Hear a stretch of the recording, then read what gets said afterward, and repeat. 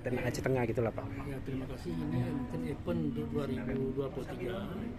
Ini yang rutin dilaksanakan adalah ini pacuan kuda nih. Pacuan kuda, lomba perahu ini event-event.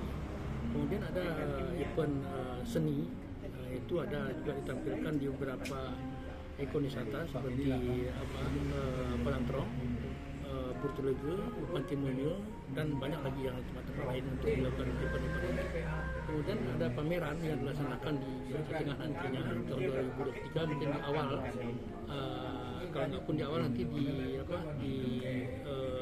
Agustus ini sudah dilaksanakan beberapa event di Kabupaten Aceh Tengah. Ini sementara. Oke. Kalau untuk event pacuan kuda ini Februari ini ada Pak?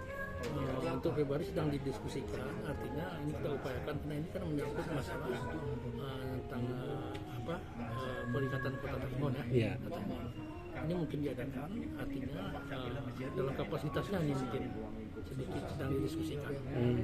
Ya. Salah dilaksanakan di tahun 2030 bulan 2 ini. Ya. Oke. Pak, ini kalau untuk pariwisata sendiri gimana sejauh ini tahun 2022 kemarin akhir tahun ini apa ada peningkatan atau penurunan ini Pak?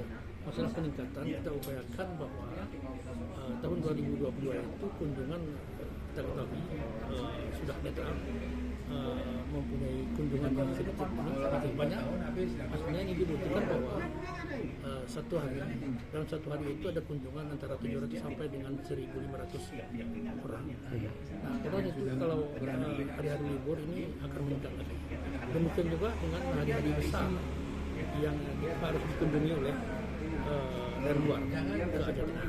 Ini membuktikan bahwa tahun 2023 ada beberapa ekowisata yang kita buat di Aceh Tengah. Ini akan kita benahi kembali sehingga tertarik para pengunjung hadir ke Tengah. Ya, siap.